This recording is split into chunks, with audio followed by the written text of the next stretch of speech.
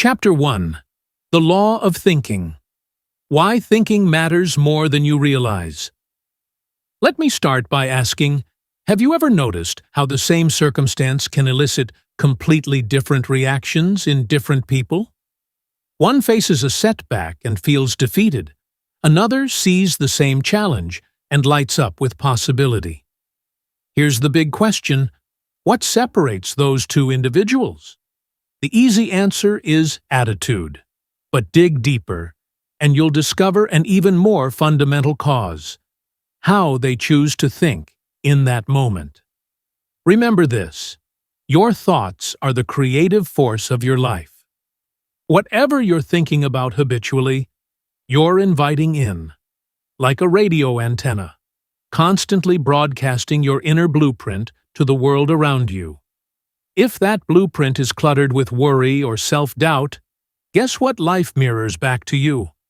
More reasons to worry, more experiences that validate doubt. Becoming aware of invisible thoughts.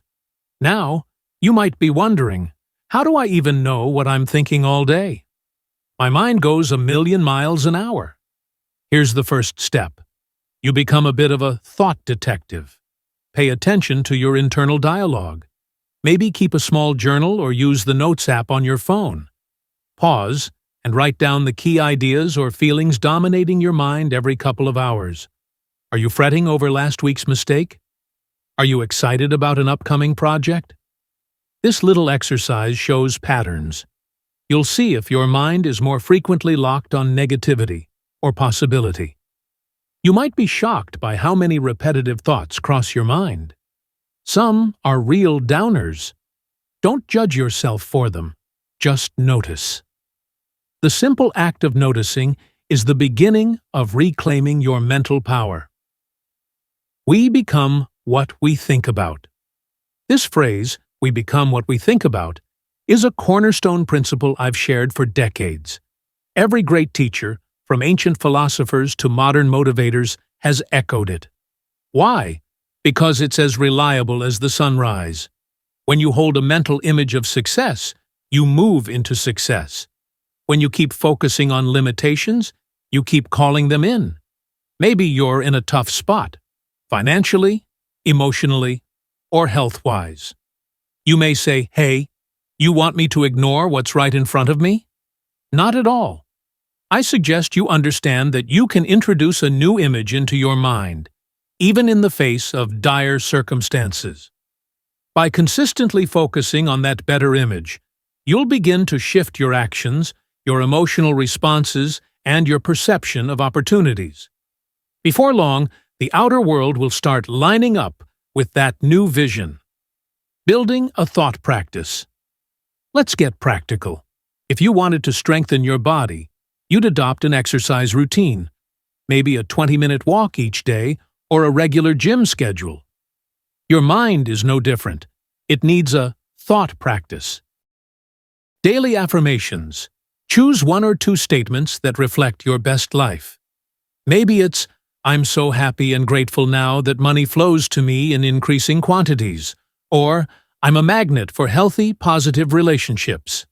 Repeat those statements with feeling every morning and night. Visualization. Devote 5 minutes, yes, just 5, to picturing yourself already living your goal. Imagine how you'd feel, what your surroundings look like, who's with you. This mental movie shapes your thought frequency and sets a new course for your day. Positive input.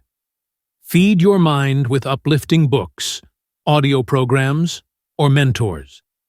Keep negativity, like news marathons or endless complaining, on a strict diet.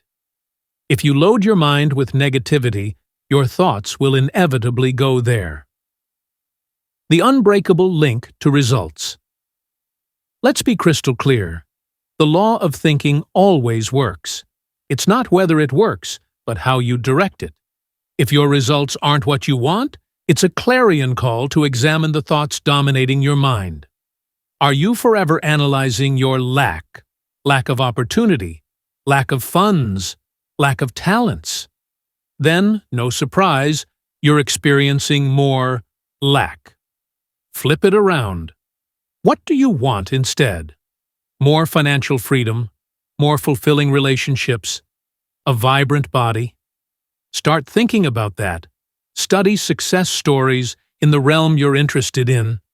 Let your mind dwell on solutions and possibilities, not obstacles. Over time, you'll feel your perspective shift, and with it, your outcomes. Consider yourself at the starting line of a grand marathon. The law of thinking is the bedrock of all the other laws we'll explore. Think of it as the foundation upon which you'll build more excellent health, wealth, and happiness. So here's your assignment for Chapter 1. Get conscious about your thought patterns. Jot them down, catch yourself when you're spiraling into negativity, and gently redirect your mind toward the outcomes you want.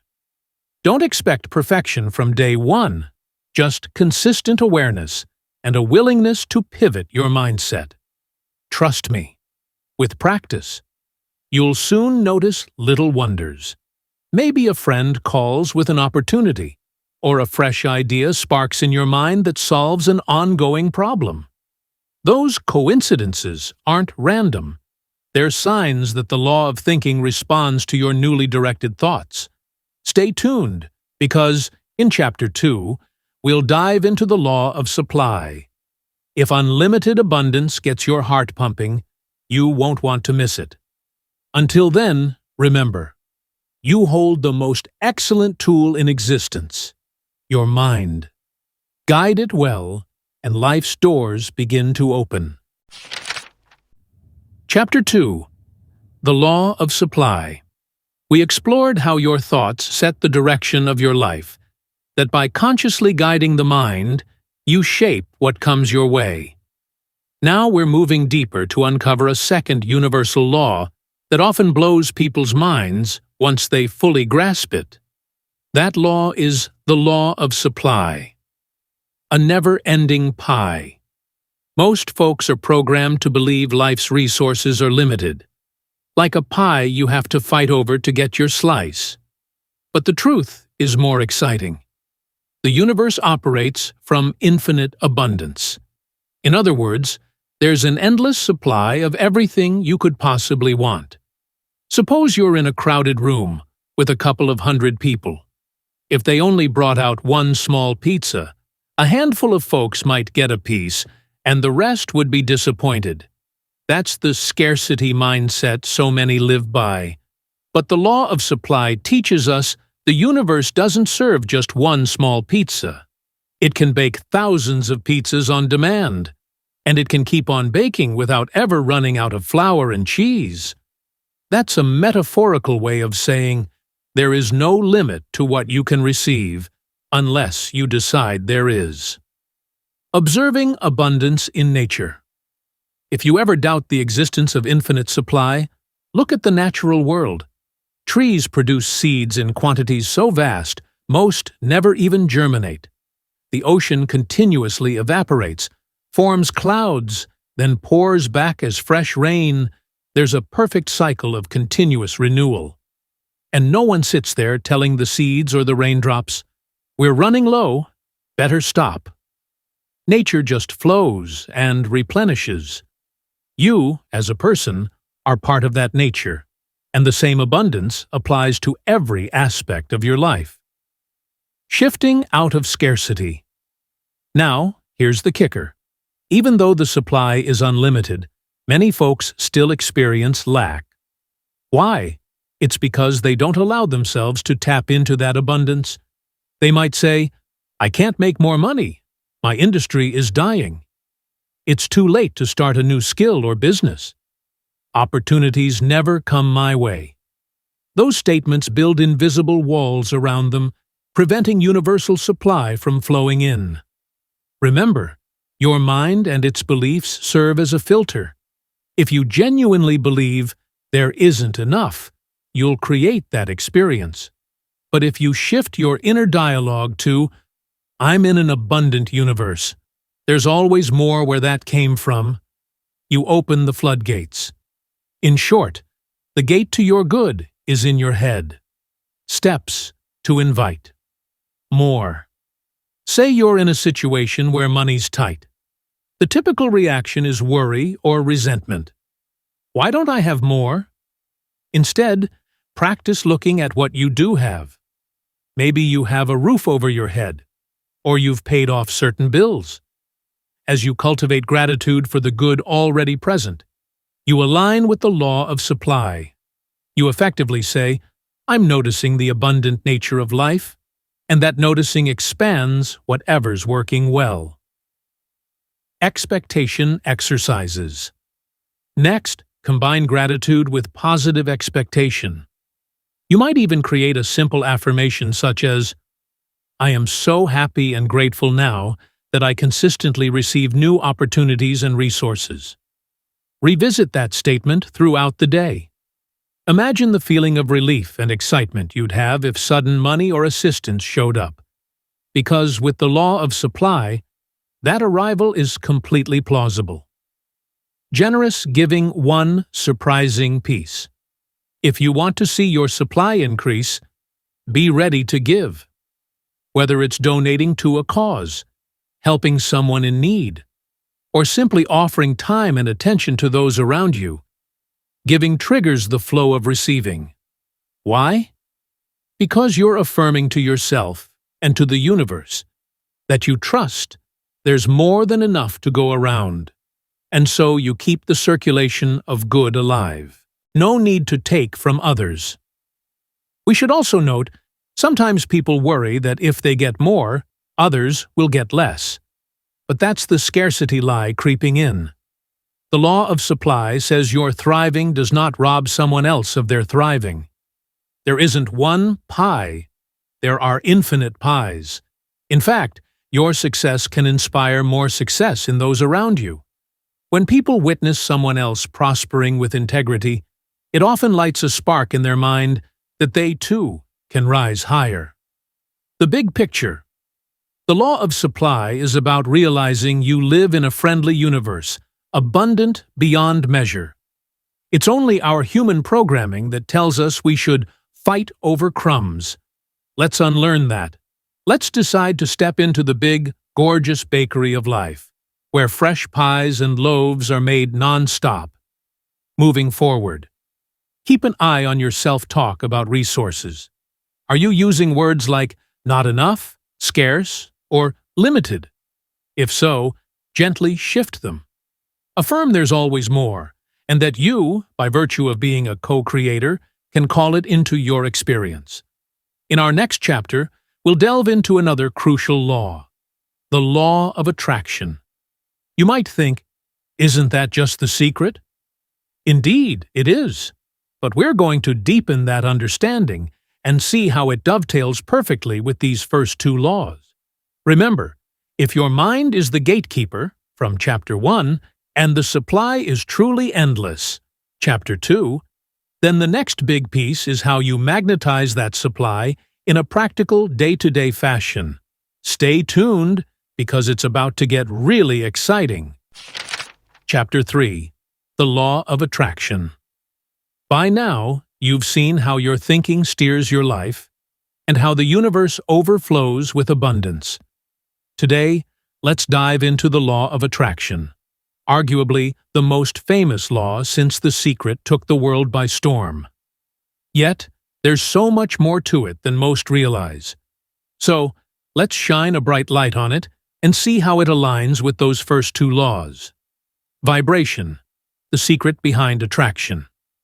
You've heard people say, like attracts like, or whatever you focus on expands. But I want to take it a step further and speak about vibration. Everything in the universe, from stars to sand to your very own body, is in constant motion, vibrating at specific frequencies. Your thoughts and emotions determine your personal vibration, and that vibration either pulls or repels events, people, and circumstances in your life. Here's the thing. The law of attraction won't bring you what you simply wish for. It brings you what resonates with your dominant mental frequency. If you repeatedly lament how broke you feel, guess what? You're locked on the broke channel. and you attract more experiences that confirm it.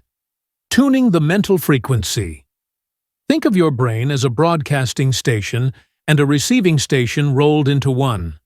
If you're set to the channel of fear, that's the signal you're broadcasting, and that's also the signal you pick up. But you can spin that dial anytime you choose to match the success, or harmony, or wealth station. This shift isn't magic. It's as natural as changing a channel. Here's how you start tuning. Identify the current signal. Ask yourself, am I habitually broadcasting worry, lack, or frustration, or am I transmitting gratitude and possibility? Awareness is half the battle. Visualize the desired signal. Decide what you want to broadcast.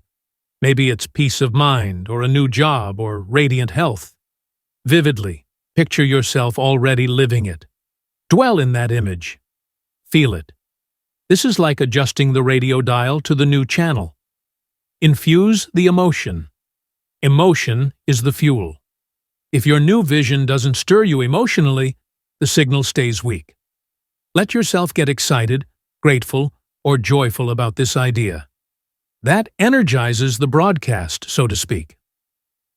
Overcoming doubt and resistance. It's common to say, I'm focusing on prosperity, but the bills keep rolling in.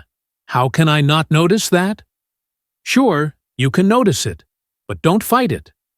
Recall the law of non-resistance. Resisting your worries only magnifies them. Instead, acknowledge the facts, then choose to redirect your mental movie. It also helps to list small successes each day that align with the new vibration. For instance, maybe you got a random discount at the store, or an old friend treated you to lunch. Notice how these little events confirm a positive shift in your energy. The more you celebrate them, the stronger your attraction grows. The role of action.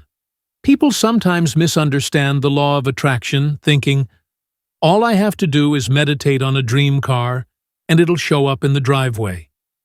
Not quite. You want to dream it, feel it, and then follow nudges and opportunities that appear. Action completes the circuit. When your mind is on the right channel, you become hyper-aware of opportunities and resources you might have missed before. Taking action on those leads you closer to your goal. Receiving versus grabbing. Here's a subtle but crucial point. If you're constantly straining, I must get this, I must force that, you can enter an anxious vibration. Ironically, that anxiety can push away what you want. The law of attraction works best in an atmosphere of relaxed faith and positive expectation. The second you find yourself tense and demanding, step back. Remind yourself that there is an abundant supply, Chapter 2, and that your job is to align, not struggle. I often say, the moment you're white-knuckling your dream, you're strangling it. Instead, hold that dream lightly but confidently, and let the universe orchestrate the how. You'll be surprised how many times solutions appear in unforeseen ways. Transforming your attracting power. So how do you boost your attraction power? In addition to consistent visualization, develop a routine of daily gratitude. Jot down at least 3 things you're grateful for each morning. This simple act raises your vibration, reminding you of existing positives. Clear boundaries. If certain influences, maybe negative acquaintances or toxic media, continually drag you down, create space or limit exposure, you want to guard your mental environment. Goal cards. Write a specific goal, e.g., I am so happy and grateful now that I earn specific amount monthly, by date, in ways that make me feel fulfilled. Carry that card with you, read it frequently, and let it spark positive emotion. Over time, this approach rewires your dominant mental frequency. You literally retrain your brain and emotions to resonate with the life you want, rather than the life you're trying to leave behind. Envisioning the big picture. We're only at Chapter 3, But notice how these laws interconnect. Without right thinking, law of thinking, you won't hold the right vibration. If you believe supply is limited, law of supply, you'll sabotage your attracting power. And if you cling or push too hard, you violate non-resistance and forgiveness principles that we'll explore further. The law of attraction operates smoothly in the context of all these laws working in harmony. Take a moment to consider a new possibility. Everything you need to move forward is already here. It's just on a different vibrational channel than maybe you're used to. Tuning in means adopting a mental stance of expectancy, gratitude, and willingness to act on the hunches that show up.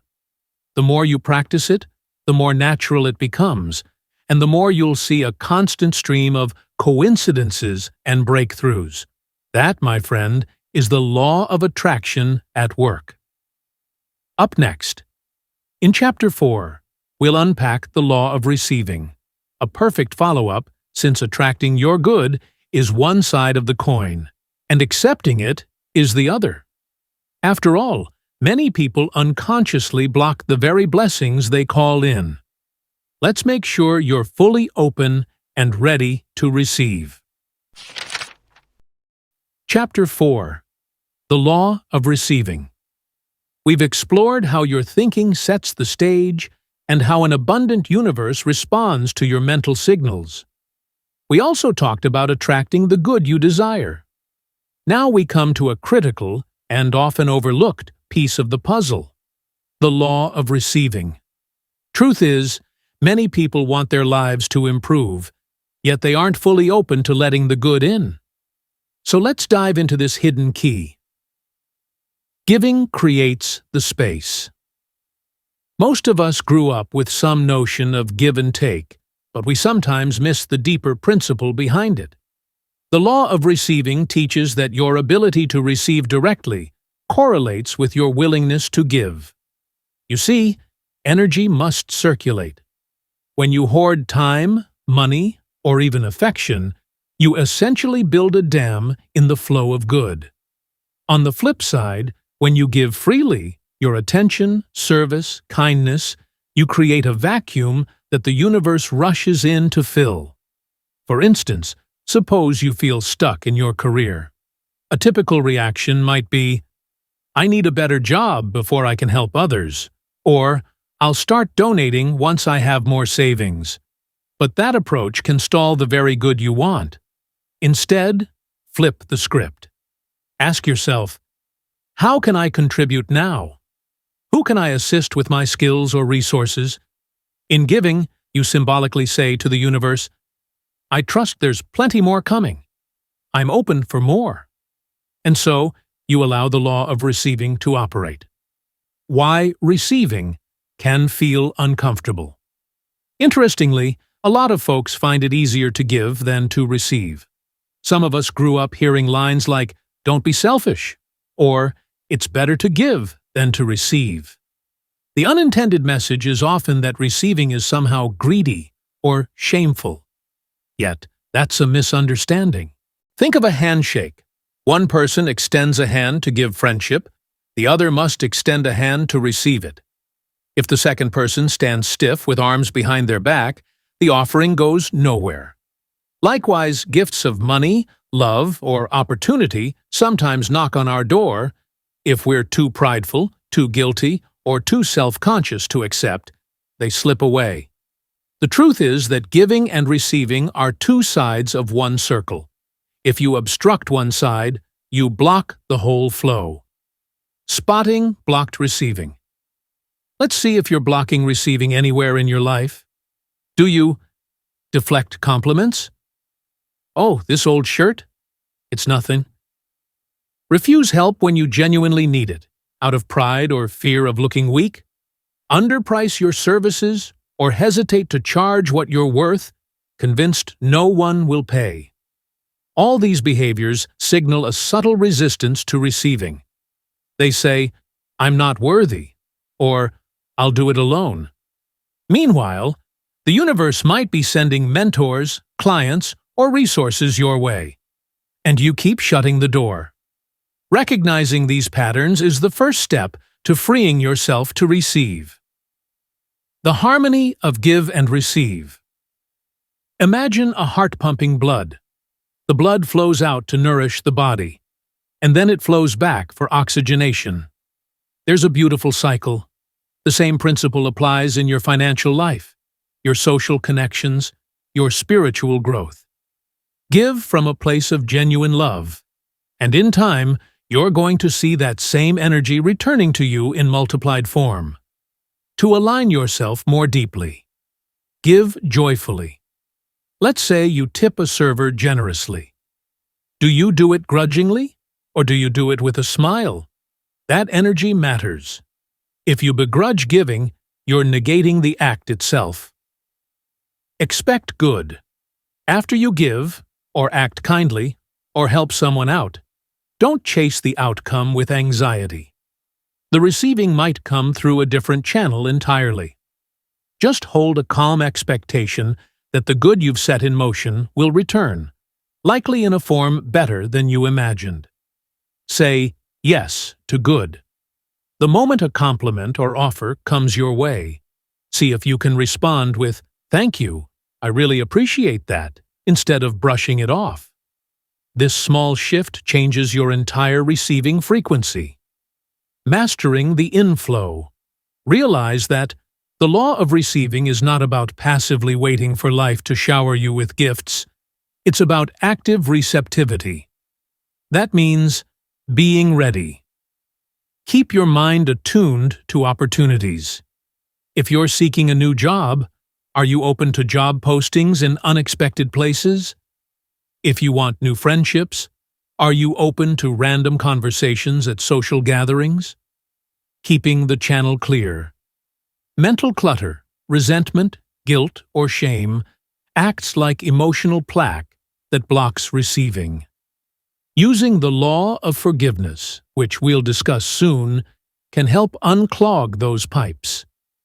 Trusting the larger flow.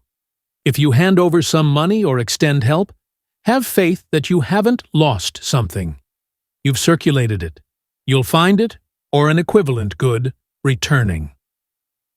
Moving forward with confidence. Now that you're aware of the law of receiving, look for small ways to practice each day. Offer a compliment and truly accept one.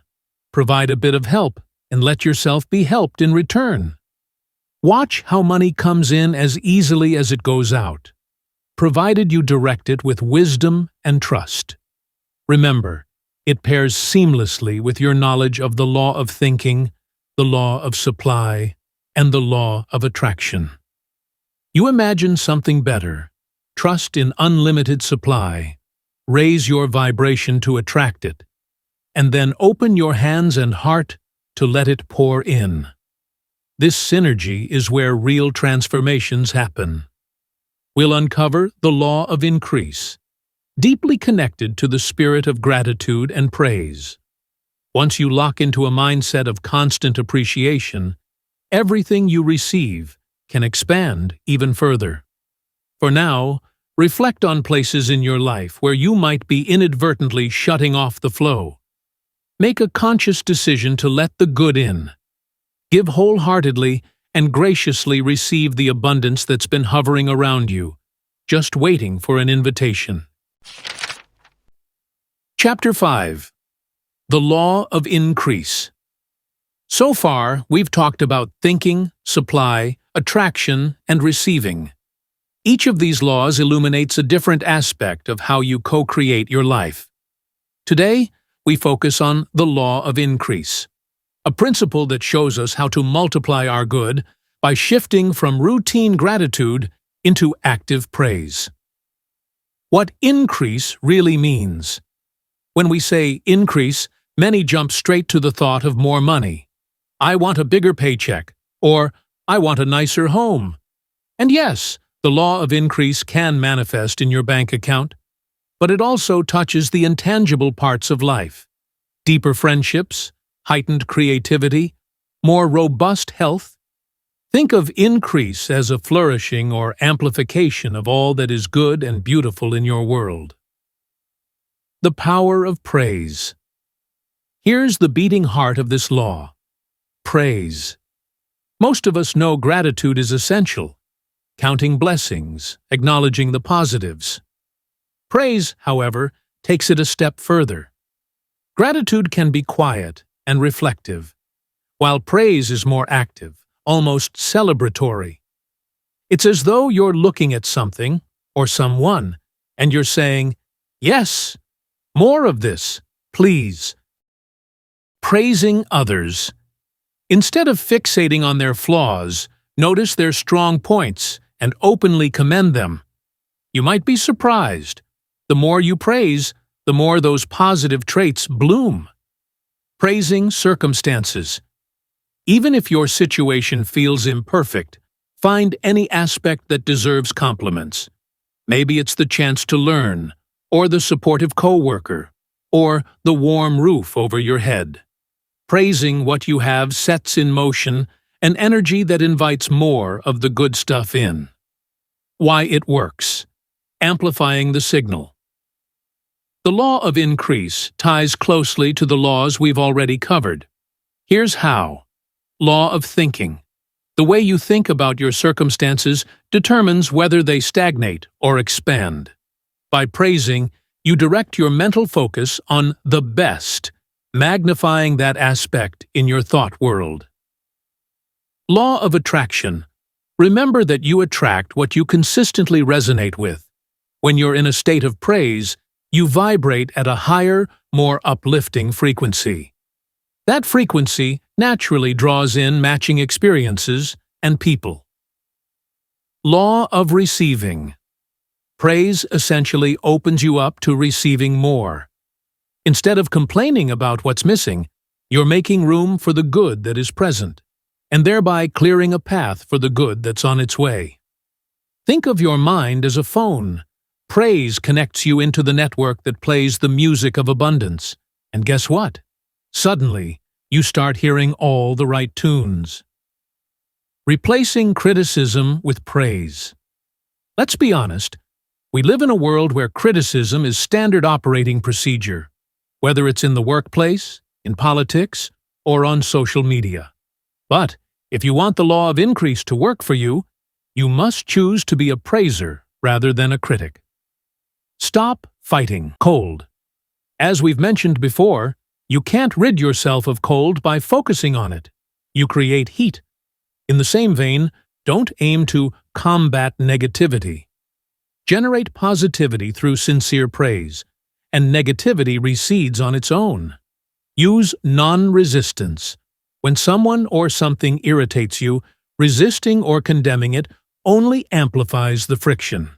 Instead, pivot to praising some aspect. If that feels impossible, pivot to praising something else in your life. The point is to shift out of the lower vibe that keeps you stuck. Methods to practice. Praise. Praise journal. Before bed or first thing in the morning, jot down at least 3 items, events, or people you genuinely want to praise. Don't just name them. Elaborate on why they deserve praise. This sets a powerful mental tone for your day or night. Praise breaks. Throughout the day, pause, maybe every 2 hours, and spend 15 seconds thanking or applauding aspects of your surroundings. It might be your comfortable chair, the sunshine outside, or a coworker's helpfulness. Notice the instant lift in mood. Praise in conversation. Whether you're talking to a friend, colleague, or family member, consciously weave in words of appreciation for them. If you see improvement or effort on their part, point it out. This not only boosts them, but trains your mind to see the good. Where to aim your praise. Your health, instead of fixating on symptoms or imperfections, praise your body for its resilience and strength. Even if you're battling a health challenge, there's some function in your body that's working well. Praise it. Your money. Don't curse your bills. Praise every dollar that comes in or out. View money as energy in circulation. Bless your spending as well as your earning. It's part of the universal flow. your goals. Each step, each small win on the way to a bigger dream, give it a shout-out. This practice moves your mind from "still so far to go" to "look how far I've come." Building the increase mindset. As you turn your attention to praising the blessings in your life, you cultivate an increase mindset. This mindset naturally looks for the kernel of goodness in every situation, gently expanding that goodness. Over time, it becomes a habit. You automatically see things to appreciate. And that is where the law becomes a daily joy, not just a technique. Remember, you're not trying to fake positivity. You're recognizing there's always something in each moment deserving of a spotlight. By focusing on that, you help it grow, fulfilling nature's inherent push toward expansion. The law of increase doesn't ask you to ignore reality or pretend life is perfect. It asks you to deliberately place your focus on what's working, what's uplifting, and what's possible. In so doing, you magnify those elements until your entire experience is suffused with greater prosperity, wellness, and harmony. In Chapter 6, where we'll explore another facet that keeps your flow of good going strong, the law of compensation. It's closely related to your work, your earning capacity, and the results you get day in and day out. You won't want to miss how it ties together with everything we've discussed so far. Chapter 6. The Law of Compensation. We've explored how your thoughts shape your reality, how abundance is limitless, how you attract in harmony with your vibration, how receiving is an active art, and how praising the good in your life leads to more good. Now we come to a law that directly impacts your day-to-day results, especially in your work and finances. The law of compensation. Tying it all together. First, let's clarify what compensation is about. Most people immediately think money, but compensation includes all forms of reward, recognition, influence, business growth, and yes, financial prosperity. And like the other laws, this one dovetails perfectly with everything we've discussed. Law of thinking. The kind of thoughts you entertain about your abilities and your worth determine your compensation. Law of supply. There's an unending reservoir of opportunities to be compensated. Law of attraction. You attract circumstances that match your self-image regarding work and earnings. Law of receiving. To receive greater compensation, you must remain open and willing to accept it. Law of increase. Consistently praising and appreciating what you have can lead to more compensation in new and surprising forms. The 3 conditions for greater compensation. There's a classic statement about the law of compensation I've shared for years. The need for what you do. Your ability to do it. The difficulty there is in replacing you. Let's examine these carefully. The need for what you do. Every single job, skill, or service exists because it meets a need. Even if you think your talent is niche or obscure, believe me, there's a segment of people who need exactly that. If you're a baker, people need fresh bread.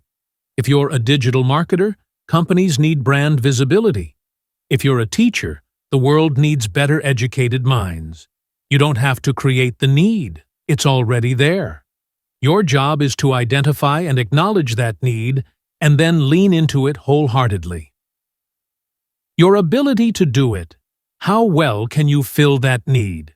If you want to raise your compensation, whether that's salary, clientele, or respect in your field, then dedicate yourself to mastering your craft. The best way to stand out is to become the most skillful, most creative, or most reliable in your corner of the universe. No matter how naturally gifted you are, consistent study, mentorship, and practice refine your ability. Raise your ability, and you raise the level of compensation the marketplace or your organization will pay you in return. The difficulty there is in replacing you. This last condition is huge. If what you do can be quickly replicated by anyone else, compensation tends to remain modest.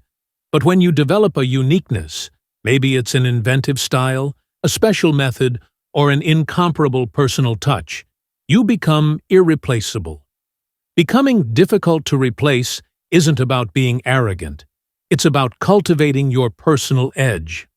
As you do, the value of your work rises because people see that you're not just someone who can do a job. You're the person they trust to deliver results that others can't match. Overcoming the common roadblock. Number 1. My industry is too crowded. There might be 100,000 people doing what you do. So what? Bring your unique flavor, your special approach, and watch how you magnetize the exact clients, audience, or employers that resonate with that uniqueness. Roadblock number 2. I'm not good enough. If you genuinely believe your skill is lacking, the law of thinking steps in. Rather than bemoan your inadequacy, commit to improvement. Classes, coaching, apprenticeships. These exist to sharpen your edge. As you climb the ladder of expertise, your compensation climbs too. Roadblock number 3. I've already hit a plateau. Even if you're successful, you might think you've maxed out. This law says otherwise. There's always a higher level of excellence, a bigger problem to solve, a more refined way to deliver. The law of compensation ensures that if you keep evolving, the rewards keep flowing. The law of compensation in action. Imagine 2 graphic designers. Both know the basics: layout, color theory, some digital tools. But one invests extra time daily to learn cutting-edge techniques, another language, to serve international clients, and takes a genuine interest in each client's goals. The other sticks to old methods, rarely innovates. Over time, guess who stands out and likely earns more? The first, of course. She's tapped the principle. There's a need for design. She's improving her ability to do it, and her custom approach becomes hard to replace. Stop looking to your employer or anyone else for pay. Here's a subtle but crucial shift. Your employer or your clients are not the source of your compensation. They're merely a channel. The true source, as we learned under the law of supply, is infinite. If you feel limited by your current channel, maybe your company has a rigid pay scale, realize that other channels will open if you keep expanding your skills and your service. The universe finds a way to reward those who deliver real value. I've seen countless people realize this and watch as promotions come from left field, or entirely new business ideas appear, because they no longer tie their self-worth or potential compensation to one tiny channel. Aligning compensation with purpose. Some worry that focusing on compensation makes them selfish. Not so. If you're delivering high-quality service or value and you're receiving proportionate compensation, that's balance. When you're well compensated, you can also give more, whether in charitable contributions, time to causes you care about, or even just being more present for loved ones because your financial stress is eased. Aligning what you do with the genuine desire to help or uplift others amplifies how quickly the law of compensation works for you. People can sense when someone's heart is in it, and they reward that. Practical action steps. Assess the need. Who benefits from what you do? Do you fully understand their problems or desires? The clearer you get on that, the more precisely you can tailor your service or skill. Raise your ability. Pick one area to upgrade, be it a new technique, an advanced certification, or even soft skills like communication and leadership. Make it a daily habit. Cultivate uniqueness. Look at your field and ask, where do I see a gap in how people are served?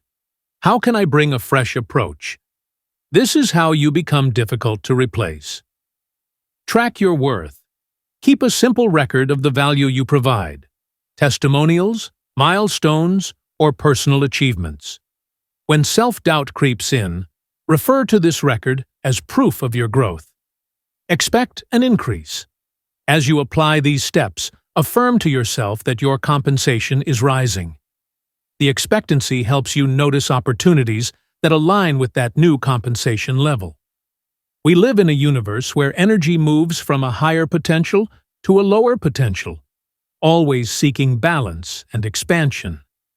The more you refine what you do and deliver it with sincerity and excellence, the more the universe balances the scales through increased compensation. It's not an accident or a stroke of luck. It's the law. In Chapter 7, we'll tackle the law of non-resistance, a principle that helps you handle challenges without getting stuck in conflict or negativity. It works hand in hand with compensation. If you're constantly resisting and battling everything, you limit the very flow that could improve your success. So stay tuned, because that law is a game changer in keeping your mind and energy free to advance. For now, reflect on the 3 pillars: need, ability, and irreplaceability, and see where you can apply them immediately. A little shift in any one of them can yield big strides in your earnings, your influence, and the sense of fulfillment you carry each day. Chapter 7. The Law of Non-Resistance. After exploring how you can grow and be compensated for your value, it's natural to think, "Great, now I'll go full speed ahead." But along that path, you're guaranteed to bump into obstacles and pushback. Here's where the law of non-resistance comes in.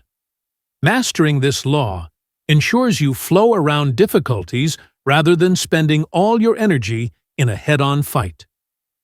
Understanding resistance. We live in a universe where growth often meets resistance. Take an acorn trying to sprout. It has to push through soil. The soil's pressure can feel like an obstacle.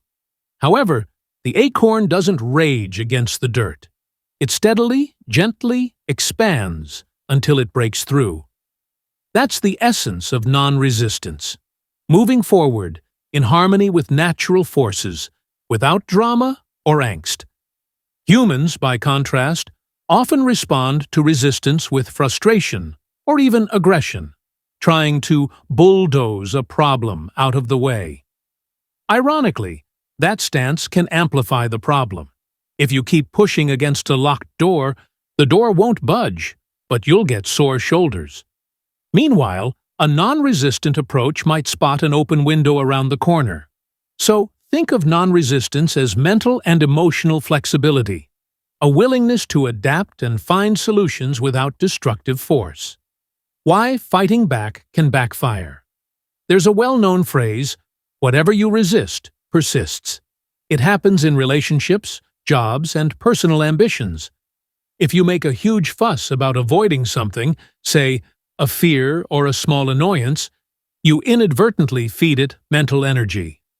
The problem grows bigger in your mind, and soon it dominates your thoughts. A close friend of mine was extremely anxious about public speaking. He fought this anxiety tooth and nail, telling himself, "I mustn't feel nervous. Why is this happening to me?" That internal battle only increased his tension. Once he switched to a non-resistant mindset, acknowledging the butterflies yet not condemning them, his anxiety lessened, and he delivered solid presentations. Aikido versus karate, a metaphor for non-resistance. Picture 2 martial artists. Karate, a straightforward, force meets force approach. Someone strikes you, you strike back harder. This certainly can work, but it demands immense energy, and sometimes leaves you more battered than the opponent. Aikido. The practitioner redirects the attacker's force, blending with it and guiding it away, often with minimal strain. The attacker's energy is used against itself, and the Aikido master remains relatively calm and uninjured. Living under the law of non-resistance is akin to practicing mental and emotional aikido. Rather than waste effort clashing head-on with every obstacle, you redirect energy, remain calm, and look for the open path. This isn't about passivity or letting others walk all over you. It's about using higher intelligence instead of brute force.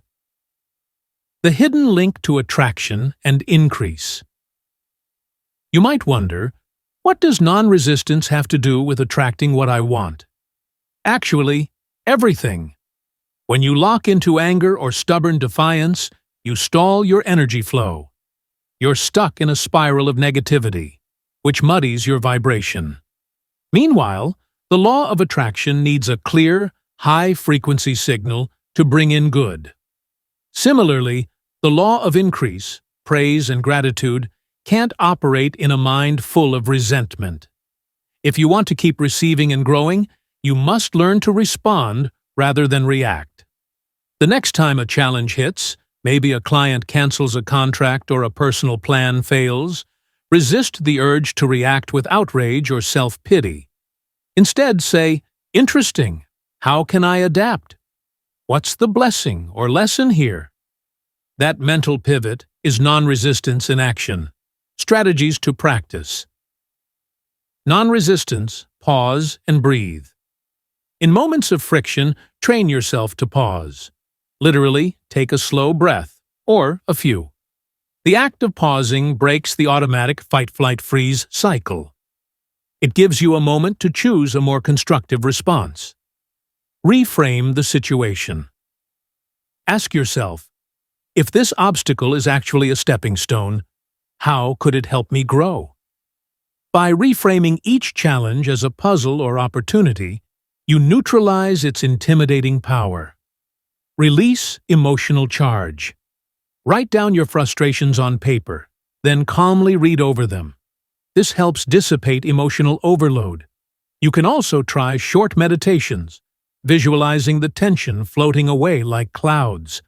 The point is to avoid letting anger or resentment build into a destructive force. Act with calm assertiveness.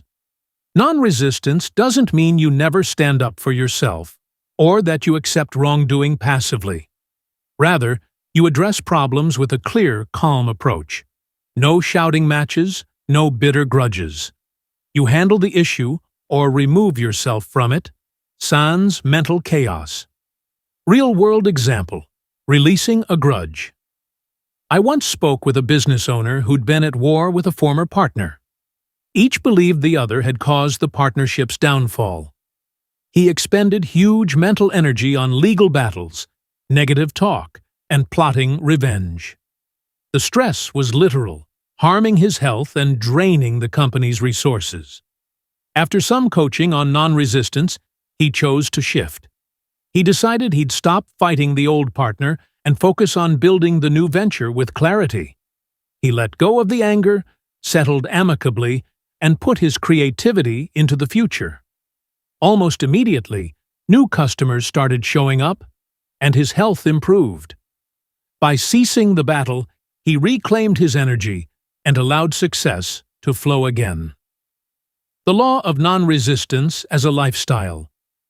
Over time, practicing non-resistance rewires how you approach daily life. Minor frustrations roll off your back. Big challenges become manageable projects instead of insurmountable crises. Relationships improve because you're not constantly reacting. People sense your calmer vibe and want to collaborate with you. Crucially, non-resistance doesn't mean doing nothing. It means channeling your will and intellect effectively. You stay outcome-focused, solving problems, pursuing goals, yet you don't get bogged down in negativity or futile struggles. This is how you maintain momentum toward your visions without burning out. Connecting non-resistance to success. Think back to earlier chapters. You're aiming to express more of your innate potential, tap the endless supply, attract great opportunities, receive wholeheartedly, and praise the good in your life. If you're constantly resisting, you're like a sailor trying to row upstream through rapids. Sure, you might move, but you'll exhaust yourself. With non-resistance, you align with the current, adjusting your sails to catch the wind in your favor. Remember, whatever you fight, you strengthen, and what you resist persists. So let's release that fight, cultivate peace in the mind, and watch how doors open and problems transform into stepping stones. In Chapter 8, we'll delve into the law of forgiveness, another powerful force that liberates you from inner burdens, like guilt, blame, and resentment, that block the very blessings you're trying to create. Non-resistance and forgiveness often go hand in hand, ensuring you stay free from emotional and mental blockages. For now, reflect on where you might be pushing too hard or battling uselessly. Try a little mental aikido, guiding tension away rather than meeting it, blow for blow. That gentle yet focused approach can change everything: your health, your success, and even your sense of daily calm. Chapter 8. The Law of Forgiveness. We've journeyed through how to think abundantly, attract good, receive it, expand it, get fairly compensated, and handle resistance gracefully. Now we turn to a key that can unlock more freedom and peace than almost any other principle: the law of forgiveness. This isn't about letting anyone off the hook for wrongs done. It's about freeing yourself from the chains of resentment and guilt so you can fully step into the life you're meant to live. Why forgiveness matters. Forgiveness can seem like a purely moral or religious idea, but from a law standpoint, it's about energy. When you harbor resentment toward others or yourself, it's as though you clamp a heavy weight to your vibration. You end up dragging negative emotional baggage into every scenario. Resentment holds you stuck in the past, reliving old wounds. Guilt, a self-inflicted wound that says you're unworthy of grace or good fortune. In either case, the energy that could be fueling your growth, creativity, and attraction of new possibilities is locked up in those dense feelings. The law of forgiveness is a release valve, freeing you from the past so you can meet the present unburdened. Forgiveness isn't about approving harm. Some folks balk at forgiveness because they think it's saying, "What happened is okay." Not at all. If someone treated you unkindly or unfairly, you're not condoning their actions. You're simply refusing to let their negativity dominate your life any longer. This law states, let go of completely. Abandon. By mentally and emotionally letting go, you sever the energetic link that drains your power. It's like cutting a cord that's been siphoning your peace. How guilt and resentment block your good. We've talked in earlier chapters about the law of receiving and the law of attraction. But imagine trying to welcome fresh good into a mind cluttered with anger or self-blame. Those emotions take up mental space, leaving little room for creative ideas or feelings of deserving. Resentment. Repeatedly focusing on another's wrongdoing is like planting the same toxic seed over and over. It'll keep sprouting bitterness in your life. Guilt. Tells your subconscious mind, I'm not worthy of better outcomes. So your vibration actually repels blessings. As you can see, forging ahead while dragging guilt and grudges behind you is like trying to run a marathon in heavy boots. Steps to practice forgiveness. Acknowledge the hurt. Don't sweep your feelings under the rug. Recognize why you feel wronged or guilty. Write it down. Vent it out privately. This step transforms swirling emotions into a tangible account you can work with. See the other, or yourself, with compassion. Everyone is operating from their level of awareness. Perhaps they were ignorant or living in fear. You might see you, too, were acting from confusion or pain. This doesn't excuse the action, but it opens a door to understanding. Decide to release out loud, or in writing, affirm, I release this situation and everyone involved. I am free, and they are free. This can feel awkward at first, but that decision is like cutting the energetic cord. Replace with a higher thought. Immediately afterward, plant a positive idea in your mind. Something like, I'm growing from this, or I choose peace now. This helps ensure you don't drift back into the negative loop. Forgiving yourself. Often, the hardest person to forgive is ourselves. Maybe you regret a choice you made, or feel shame for not living up to your own expectations. But the law is the same. Holding on to guilt traps your energy in the past. Observe your self-talk. Is it peppered with statements like, I always mess up, or I'm never good enough? Those are forms of self-condemnation. They choke your self-confidence and hamper your ability to move boldly into new opportunities. Make a habit of self-compassion. Try something like, I did the best I could with the knowledge I had. I forgive myself. I choose a better path now.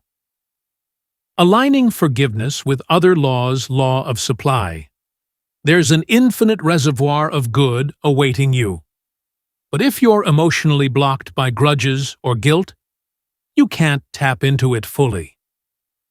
Law of attraction. If you keep replaying old hurts, you stay tuned to the grievance channel, attracting more reasons to feel aggrieved. Forgiveness lets you retune to expansion and healing. Law of receiving. By letting go of negative energy, you open more mental space to receive fresh good. It's like clearing clutter from a room so new furniture can come in. Moving forward with a free heart forgiveness is not a one-time event. It's often a process. You might release something today, only to have an old feeling resurface next week. That's okay. Each time it comes up, reaffirm your choice to let it go. Over time, the emotional charge fades, and you'll notice a wonderful sense of lightness and possibility. As you master the law of forgiveness, you'll experience an internal spring cleaning that directly impacts your external world.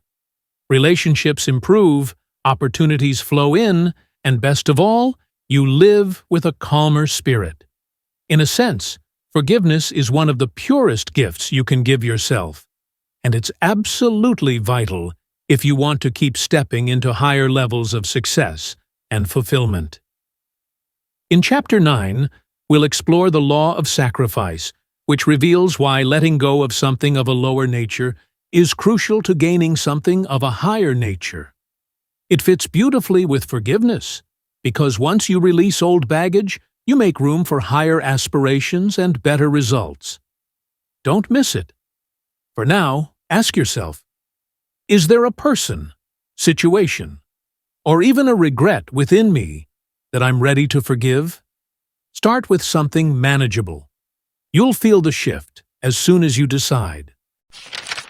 Chapter 9. The Law of Sacrifice. We've just seen how forgiveness sets you free from old resentments and guilt, clearing the way for fresh opportunities. Now we dig into a related law that people often misunderstand: the law of sacrifice. Don't worry. This isn't about giving up everything dear to you. It's about trading something of a lower nature for something of a higher nature, and doing so with clear intention. The true meaning of sacrifice.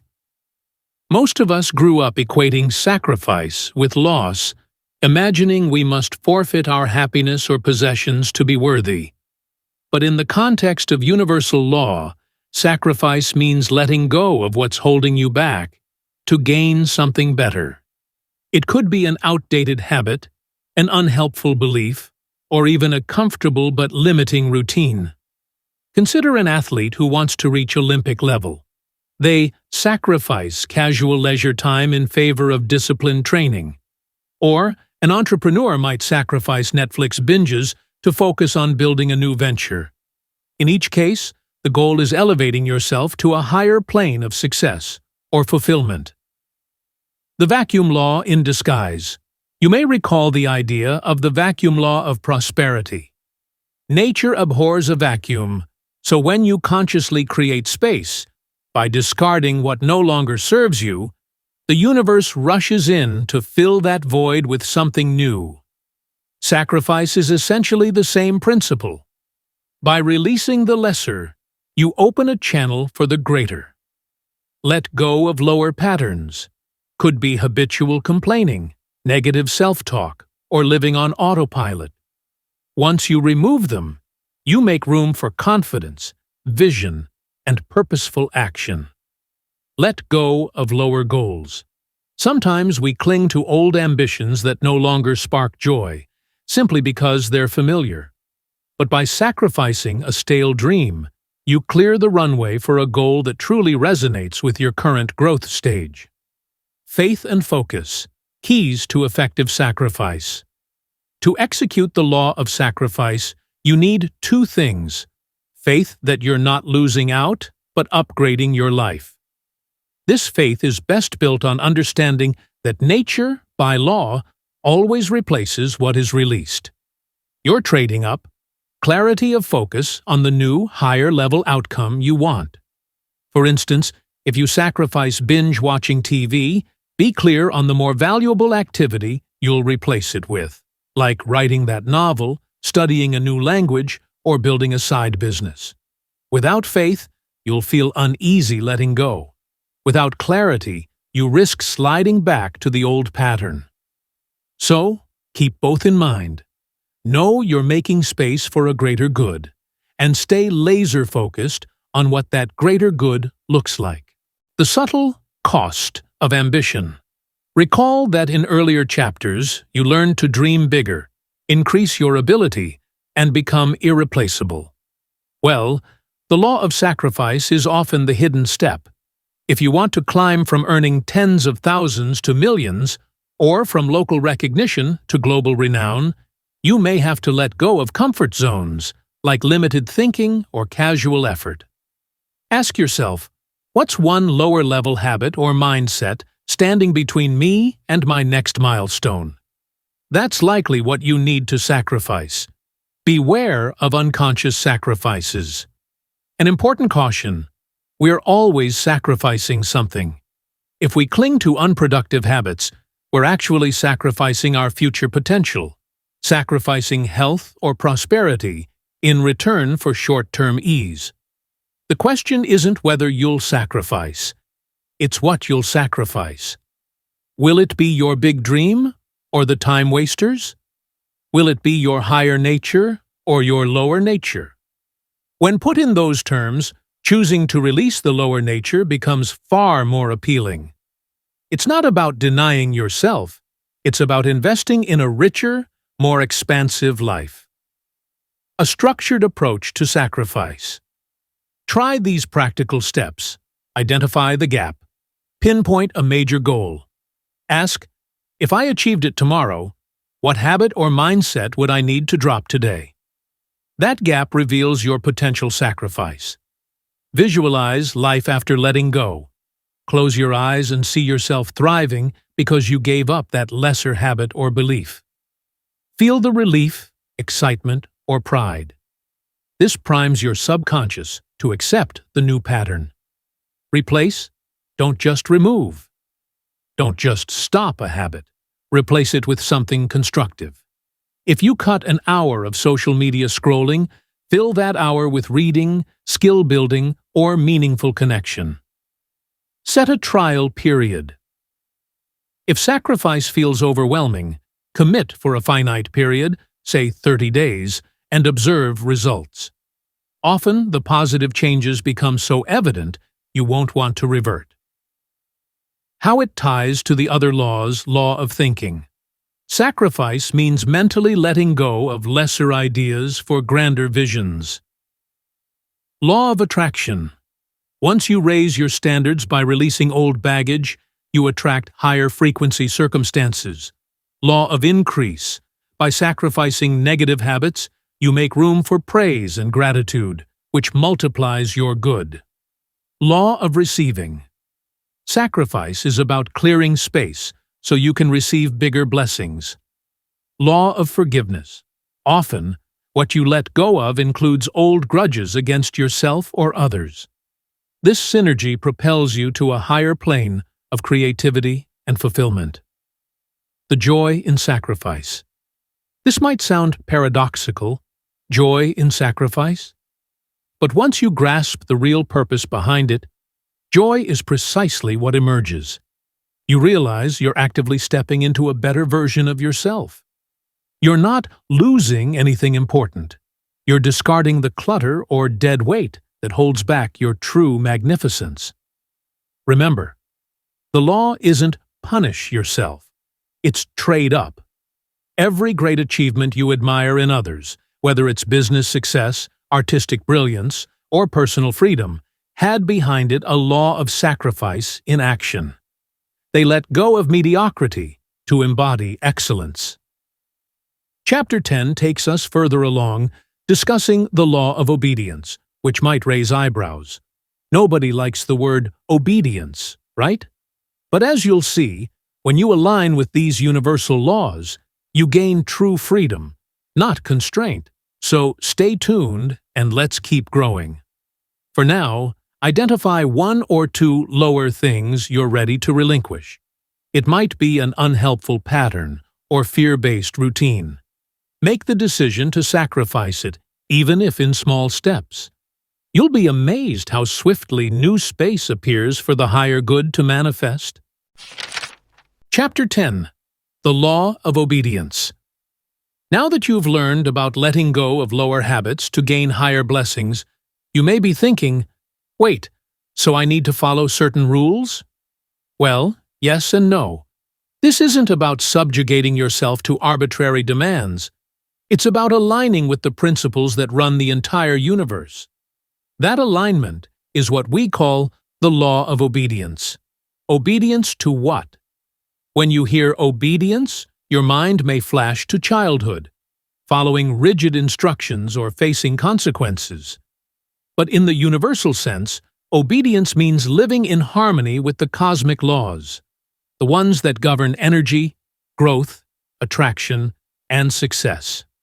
If you want your life to thrive, you obey those laws in the same way a skilled sailor obeys wind and tide to navigate safely and swiftly. Not human commands. We're not talking about blindly doing whatever another person says. Universal order. We are talking about acknowledging there's an orderly method by which creation unfolds, and you prosper by flowing with it, rather than against it. The natural consequence of disobedience. Imagine ignoring the law of gravity and stepping off a high ledge. The result? You fall every time. Similarly, if you disregard the law of attraction, consistently thinking negative or defeatist thoughts, the results you attract will match that negativity. Or, if you violate the law of compensation, believing you can get something for nothing, you'll soon find yourself stuck. Sin, in this context, can be understood as missing the mark, or violating law. It's not about moral condemnation, it's about outcomes. When you operate contrary to these laws, the outcome is always struggle, confusion, or stagnation. Obedience as the path to freedom. Here's the paradox. True freedom isn't random anarchy. It's the ability to create, express, and prosper without self-imposed hindrances. By being obedient to universal principles like integrity, gratitude, giving, and forgiveness, you unchain yourself from the emotional and mental traps that sabotage most people. Health example. Eating in alignment with the body's needs and natural rhythms is obeying a physical law. The reward is a vital, energetic body. Wealth example. Providing genuine value, honing your skills, and expecting abundance is obeying the law of exchange. The result is financial growth, that doesn't need you to cut moral corners. Cultivating an obedient mindset, study the principles. Don't just skim. Absorb the laws we've covered. Thinking, supply, attraction, receiving, increase, compensation, non-resistance, forgiveness, sacrifice, and now obedience. Reflect daily on how they apply to your life. Ignorance of the law is not an excuse for poor results. Stay attuned to your inner guidance. We all have an intuitive compass nudging us toward harmonious action and away from self-destructive choices. Obedience means acknowledging that nudge rather than brushing it off. Practice. Consistency. Obedience isn't a one-time decision. It's a continuous practice, like staying balanced on a bicycle. Small course corrections keep you from tipping over. The lesson of nature. Nature provides the best illustration of obedience. She wastes no energy on conflict for the sake of conflict. Seasons flow seamlessly. Winter yields to spring, spring to summer, and so on. A seed in the soil obeys the law of growth.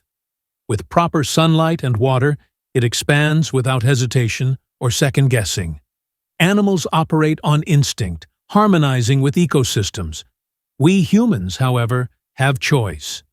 Our advanced intellect can make us try to cheat the system, cut corners, or ignore inner wisdom. That's how we get dis-ease and chaos. But once we notice that ignoring the law leads to setbacks, we can consciously choose to obey and reap the benefits. It's a dance between intellect and universal design. Applying obedience in day-to-day life. Work ethic. Are you aligning with the law of compensation, giving true value? If you half-heartedly work and expect big returns, that's disobedience.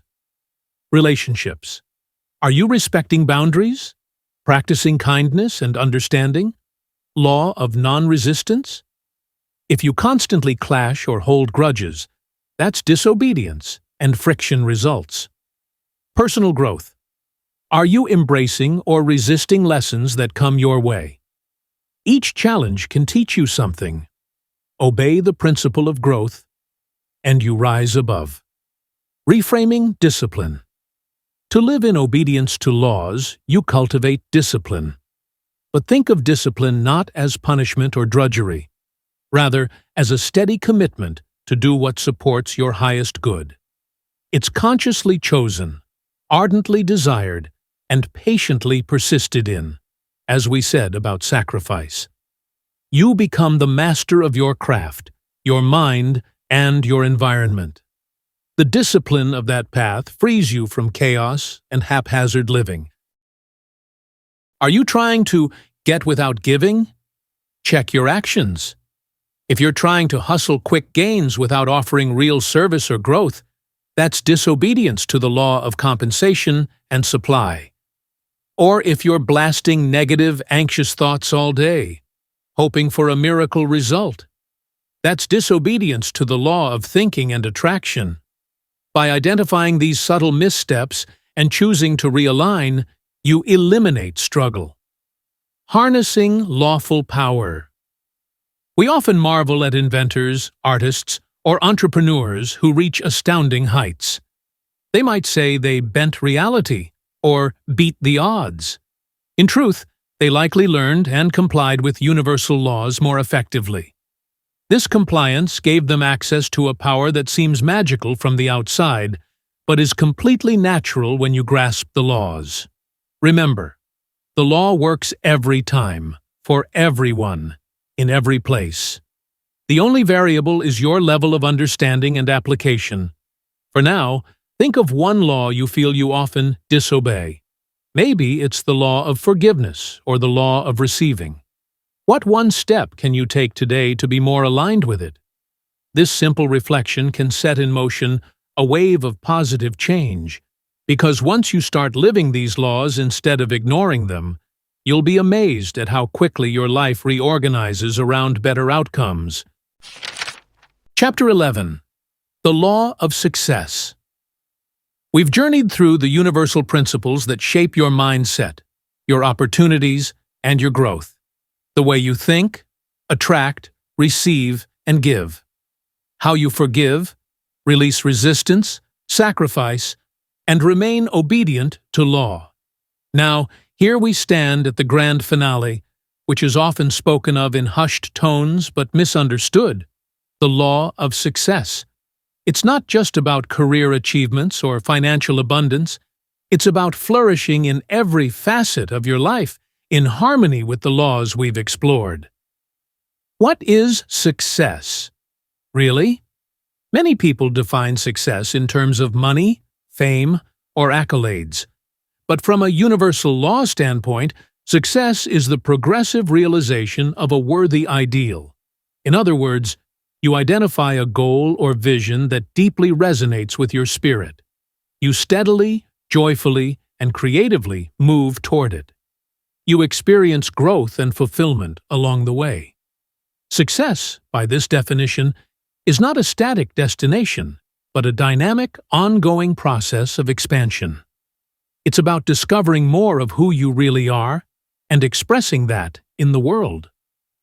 The pillars of success. Let's tie everything together. You'll see that each law we've studied supports the law of success in a seamless way. Law of thinking. You become what you think about. A mind saturated with powerful, uplifting thoughts invites proportionate circumstances. Law of supply. Infinite resources are yours to tap into, once you truly believe in their existence and your right to access them. Law of attraction. Like vibration attracts like vibration. Your success depends on sustaining a frequency aligned with your aspirations. Law of receiving. Openness is crucial. Once you learn to accept the good with gratitude and release limiting beliefs, success flows. Law of increase. By praising and appreciating what you already have, you multiply it. Be that recognition, income, or relationships. Law of compensation. The need for what you do, your ability to do it, and the difficulty in replacing you determine much of your worldly rewards. Law of non-resistance. Instead of fighting obstacles, you flow around them, preserving energy and creativity.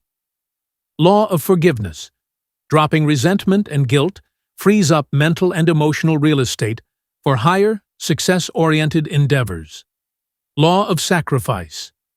Letting go of lower habits or distractions to reach a higher plane of achievement. Law of obedience. Aligning with these universal principles ensures you work with the cosmic flow, not against it.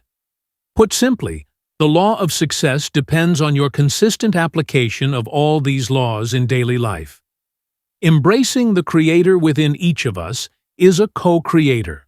You are here to do God's work, meaning you're meant to be creative. To succeed is to channel universal energy into constructive endeavors. You're not meant to sit on the sidelines, feeling limited or unworthy. Recognizing yourself as a creative force in this grand design is half the battle. As a co-creator, you're never truly alone. You've got universal intelligence backing you up. Your thoughts, when linked to emotion and guided by these laws, become your most potent tools for shaping reality. That is success on a profound level. Realizing you're part of a bigger, purposeful unfoldment. Common success blockers. Even with all this knowledge, a few stumbling blocks can arise. Fear of failure. If you obsess over the possibility of falling short, you energize that outcome. Turn your attention to the lessons or growth any challenge provides. Impatience. Demanding instant results can undermine the gestation period each goal requires. Trust in timing, stay consistent, and allow success to ripen. Comparisons. Constantly measuring yourself against others can breed envy or discouragement. Remember, every person's path is unique. As long as you are evolving, you're succeeding. Practical formula for success. Try this simple daily approach. Clarify your vision. Early each morning or late at night, Picture where you want to be. Feel its reality. Write it down in clear terms. This sets your mental compass. Take inspired action move toward your vision, without forcing or struggle. Align your actions with joy and intention. Even small steps, taken consistently, snowball into big results. Maintain high vibrational attitude.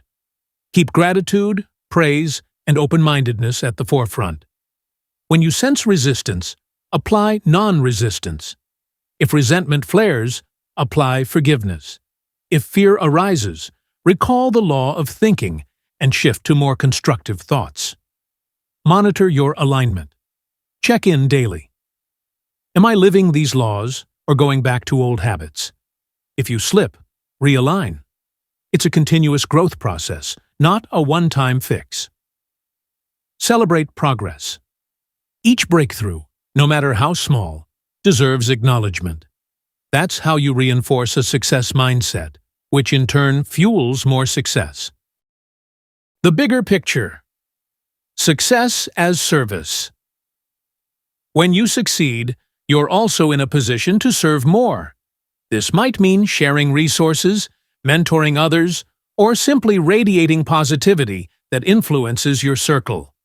Note that your success isn't separate from the good of others. It contributes to it. The law of compensation even suggests that the more value you contribute, the more you grow in return. So, an important note. Real success isn't selfish. It uplifts everyone touched by your life. Think of any true leader or innovator you admire. Aren't they simultaneously helping society in some manner? That's the cosmic design at work. A final word of encouragement. No matter where you are right now, whether you're just beginning to apply these concepts or you're refining a long-standing practice, your success journey is valid. Every day is a fresh chance to express more of your potential. Keep studying, keep experimenting, and keep believing in your unlimited capacities. Remember, the universe wants you to succeed because each person's expansion contributes to the collective good.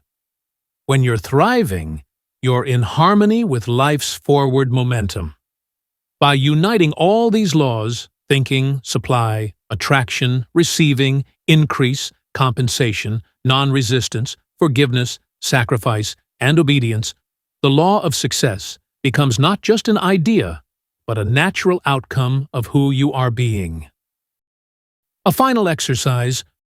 Write down or reaffirm a worthy ideal you're moving toward. List 3 laws you feel especially drawn to integrate more deeply. Decide a simple action step to embody each law in the coming week. By doing this, you anchor all the knowledge into a tangible plan. And that, my friend, is how you honor the law of success. Through steady application, unwavering faith, and joyful participation in the great dance of creation. Conclusion. You've now explored a profound system of thinking and living, gleaned from timeless principles. Embrace these laws in your own life. Study them, revisit them, and watch as the puzzle pieces fit together for a life of genuine happiness, abundance, and service. This isn't just theory. It's a roadmap for continuous expansion. May you walk forward confidently, knowing that your success is assured when you work with the laws instead of against them. Go forth, create something magnificent, and remember that each step forward is a victory in itself. If you have enjoyed this audiobook, consider watching the next video